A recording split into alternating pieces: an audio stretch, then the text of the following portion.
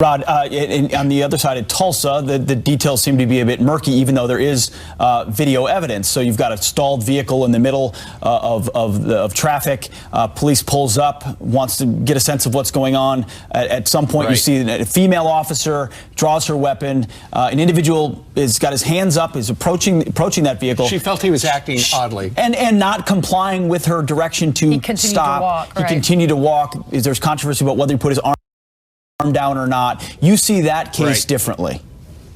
You know, I do see that case differently. Real quickly, Pete, the reason is because now here you have a uniformed officer, 5 years on the job. The problem here is that I think this woman has very little experience in dealing with African-American males, and especially African-American males of heavy stature. It just appeared to me as though she even said herself she was scared to death of this man. The man never even came at her. So I do look at this shooting a lot differently. I think she's going to need to be retrained if she ever goes back to the police force.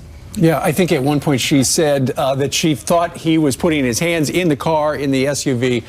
And you can't see that in the video because the helicopter video that you see doesn't show that side of the car. And then you saw in that video the windows. officers. Rod, I have to ask, though, non-compliance. How significant is non-compliance in both of these issues? If an officer is saying stop or an officer is saying don't do that, that's a pretty big warning sign, isn't it?